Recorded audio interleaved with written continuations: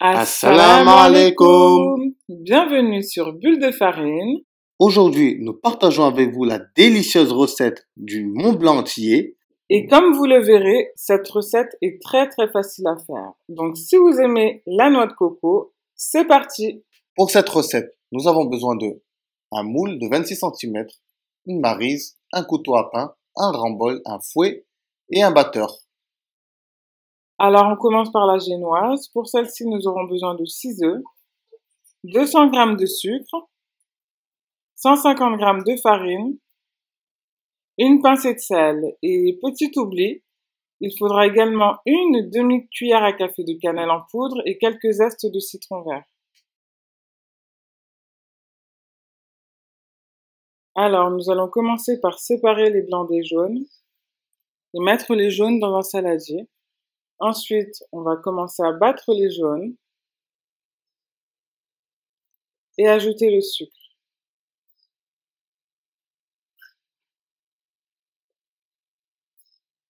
Une fois qu'on obtient un mélange bien homogène, bien clair, on va ajouter la farine en un coup et rebattre.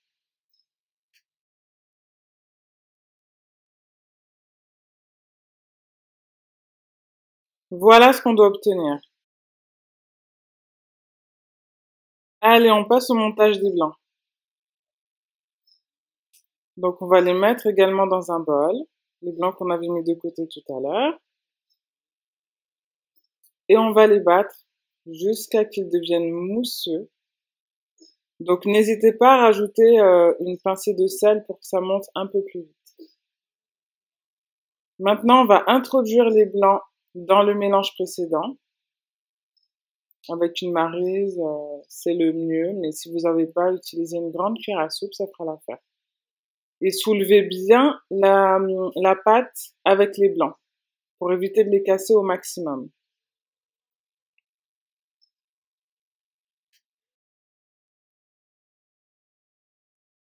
Voilà ce qu'on obtient. Ensuite, on va venir zester le citron vert par-dessus et ajouter la demi-cuillère à café de cannelle en poudre. Et donc ensuite, on remélange le tout.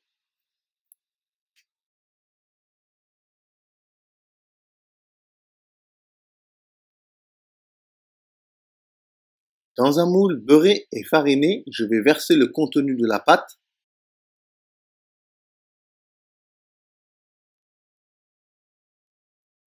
Et voilà, c'est parti pour 20 minutes à 180 degrés.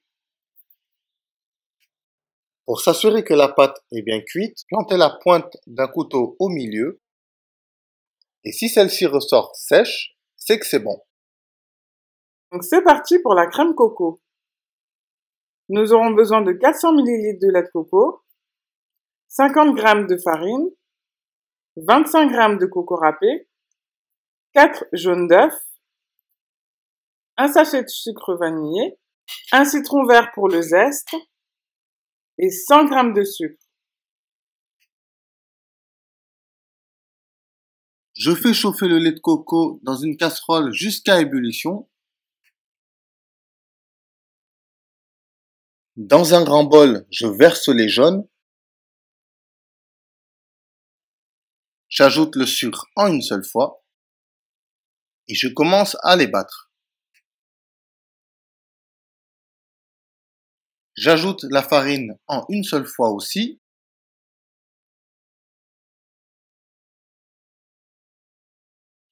Et une fois que mon lait de coco est entré en ébullition, je le verse en plusieurs fois dans ma préparation.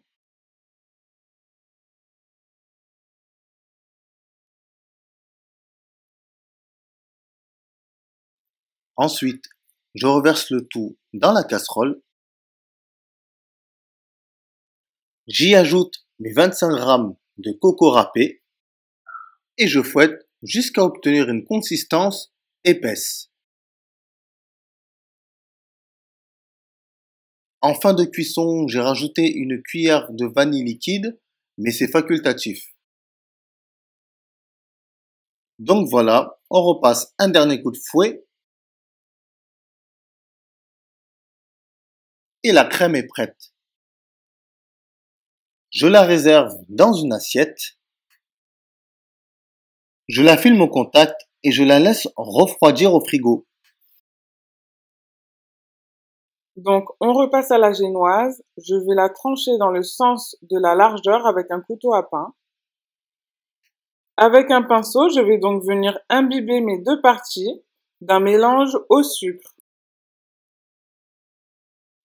Et puis, je vais passer à l'étape du garnissage. Donc, je vais étaler ma crème sur toute la surface d'un disque, pas des deux, sinon ça fera beaucoup trop de crème.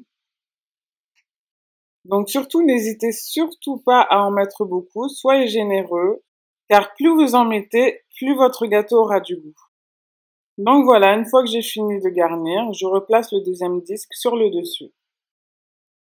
Ensuite, avec le reste de crème, je vais venir tartiner toute la surface de mon gâteau.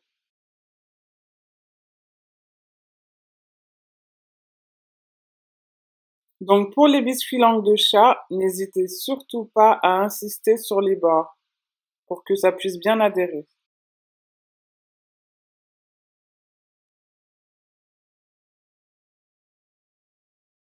Donc voilà, une fois que c'est fait, je commence à disposer mes petits biscuits sur tout le tour du gâteau. Donc pour faire une jolie forme, je les chevauche les uns sur les autres. Comme ça fait un bel effet. Mais c'est pas obligé, vous pouvez les mettre de manière très simple, sans les coller comme ça. Alors ensuite, je vais venir saupoudrer tout le dessus, de façon à ce qu'on ne voie plus la crème. Donc soyez généreux aussi.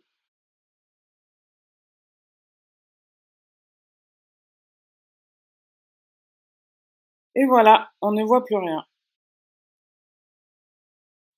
Ensuite, avec le reste de zeste qu'il me restait du citron vert, je vais venir parsemer le dessus pour plus de couleur et plus de goût. Je vais couper mon citron vert en fines rondelles et je vais ensuite les caraméliser. Dans un fond de casserole, versez le mélange de 7 cuillères à soupe d'eau et 3 cuillères à soupe de sucre. Ensuite, je dispose mes tranches au fond de la casserole. Arrivé à ce stade, on arrête la cuisson, car il ne faut pas que le sirop brunisse. Je dispose ensuite mes jolies tranches bien confites sur mon gâteau.